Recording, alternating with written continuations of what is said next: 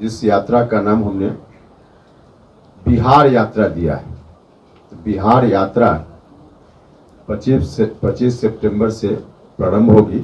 आजकल विरोधी लोग कुछ बोलते रहते हैं कि इनके बीच चुनाव के समय में कठिनाई आएगी, सीट शेयरिंग को लेकर क्या क्या। वैसे तमाम लोगों को निराशा हाथ लगेगी।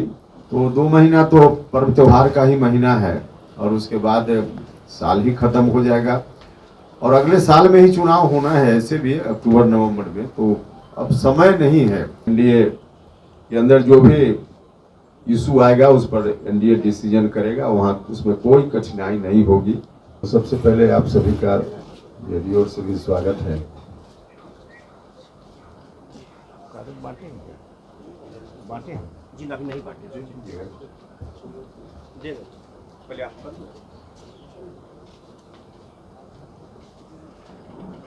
आप सब लोग देख ही रहे हैं कि धीरे धीरे विधानसभा चुनाव नजदीक आते जा रहा है और उस चुनाव की तैयारी की दृष्टि से और लोगों की तरह मेरी पार्टी भी लगी हुई है। पहले से सदस्यता अभियान भी चल रहा है, क्योंकि पार्टी के गठन के बाद लोकसभा का चुनाव आ गया था तो विधिवत सदस्यता अभियान नहीं चला था। सदस्यता अभियान अभी चल रहा है। कोशिश है इस सदस्यता अभियान के माध्यम से हर मतदान केंद्र तक पार्टी को पहुंचाने की। तो अभी पार्टी के सामने सबसे बड़ा दायित्व है, जहां अपने संगठन का विस्तार, वहीं अगले विधानसभा के चुनाव में एनडीए कैसे जीते और जीत करके फिर से बिहार में एनडीए की सरकार बने। इस काम के लिए जो पहले से कार्यक्रम हमारे चल रहे हैं, उसके अतिरिक्त बिहार भर में घूमने का, दौरा करने का मैंने अपना भी कार्यक्रम बनाया है। बिहार दौरा का कार्यक्रम है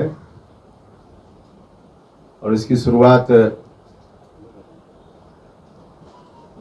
25 सितंबर, इसी 25 सितंबर से कार्यक्रम की शुरुआत होगी।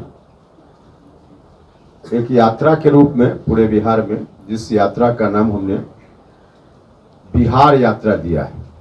तो बिहार यात्रा 25 सितंबर से प्रारंभ होगी और कुर्था, जो शहीद जगदेव बाबू की धरती है, उस धरती का नमन करके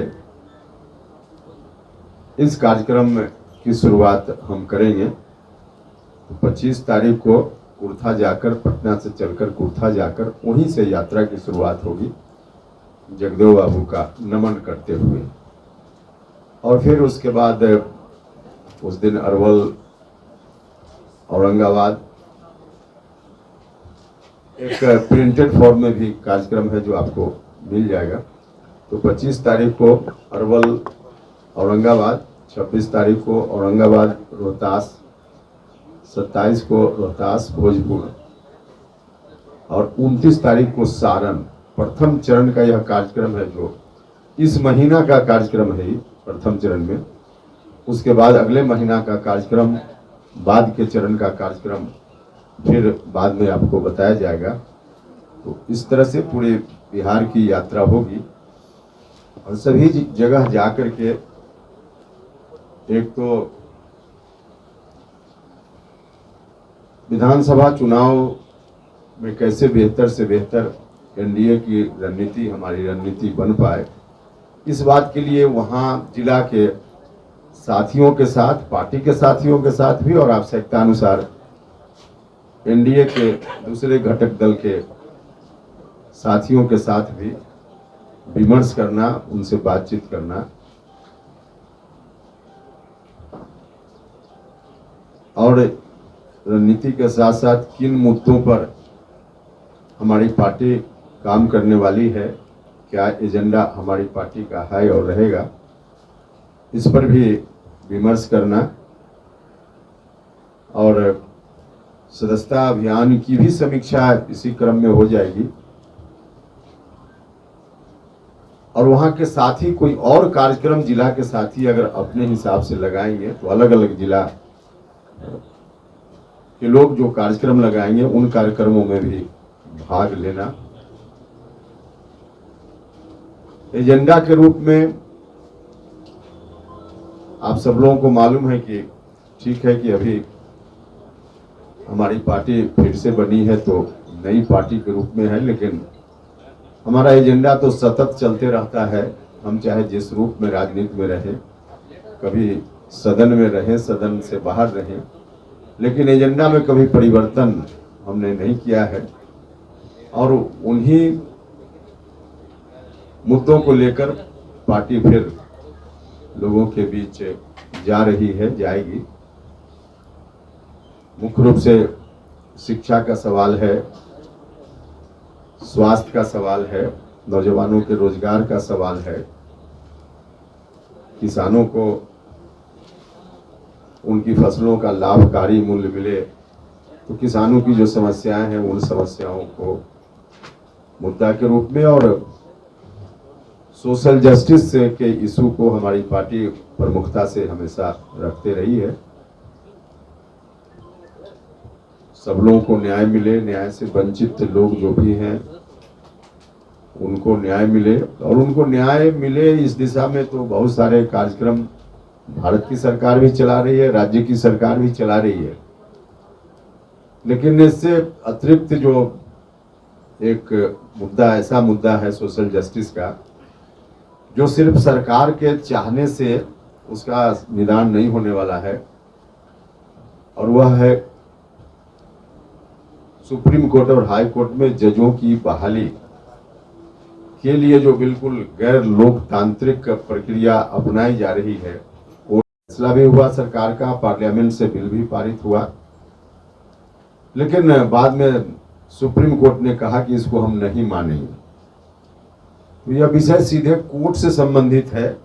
सरकार के निर्णय को भी जब कोर्ट इस विषय में नहीं मान रहा है, तो हमारी कोशिश है कि अब जनता की ओर से दबाव बने, जनता का मुद्दा यह बने। जनता की ओर से जब दबाव बनेगा देर सवेर, तब जाकर कोर्ट के लोगों का ध्यान आ पाएगा और वहाँ व्यवस्था ठीक ठाक हो पाएगी। तो इस दृष्टि से यह भी एक बड़ा मुद्दा है। इस मुद्दा को भी हमने हमेशा पार्टी की ओर से आगे बढ़ाया है, और इस बार फिर से सदन में एक बार अवसर मिला है राज्यसभा में जाते हुए। ऐसे सदन से बाहर भी जिन मुद्दों की हमने चर्चा की, उन मुद्दों पर हमारी पार्टी मुखर रही है, लेकिन एक अवसर है हमारे लिए सदन में जाने का, और इस सदन का जो प्लेटफॉर्म है उसका भी इस्तेमाल लोगों के इंटरेस्ट में, आम लोगों के इंटरेस्ट में, बिहार के इंटरेस्ट में, सोशल जस्टिस के इंटरेस्ट में हम करेंगे, और हर तरह से पार्टी के एजेंडा को आगे बढ़ाने का काम होगा। और अब जो देख रहे हैं हम लोग सिचुएशन, उसके हिसाब से एनडीए की सरकार अभी चल रही है बिहार में और देश में भी। बिहार में फिर से एनडीए की सरकार बने, इस बात के लिए हम सब लोग दिन रात लगे हुए हैं, और हमारा विश्वास है लोगों का रुझान देखते हुए कि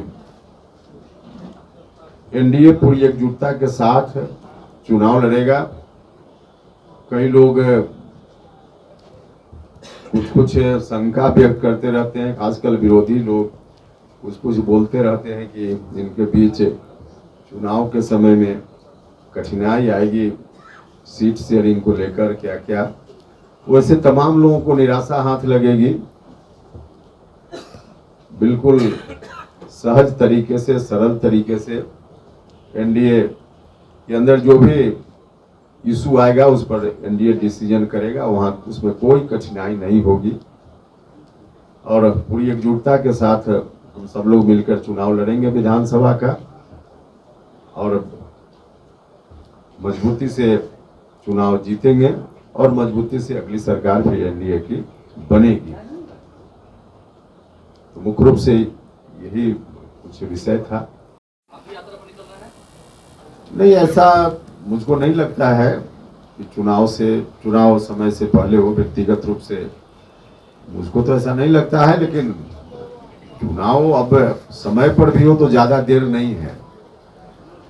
अगला महीना और उसके बाद का भी महीना पर्व त्योहार का महीना बिहार में होता है, दशहरा से लेकर के छठ तक। तो 2 महीना तो पर्व त्योहार का ही महीना है और उसके बाद साल ही खत्म हो जाएगा और अगले साल में ही चुनाव होना है, ऐसे भी अक्टूबर नवंबर में। तो अब समय नहीं है। सर, आपकी पार्टी कितने सीटों पर तैयारी कर रही है? क्या कुछ मुद्दे होंगे और क्या होगा गठबंधन का आपका? मुद्दा के बारे में तो हमने बताया। अब कितनी सीटों पर हमारी पार्टी लड़ेगी, तैयारी कर रही है, आपका सवाल है। तो तैयारी तो 243 सीट पर सभी पार्टी के लोग करते हैं, हमारी पार्टी भी कर रही है। क्योंकि जहां हमारी पार्टी की ओर से उम्मीदवारी होगी सिर्फ वही काम करना है ऐसा नहीं, वहां तो काम करना ही है। लेकिन जहां एनडीए घटक दल के दूसरे लोग उम्मीदवार होंगे तो वहां भी तो हमारी पार्टी उनकी मदद करेगी। तो हमारी तैयारी रहेगी तभी तो हम किसी की मदद कर पाएंगे। तो इसलिए तैयारी 243।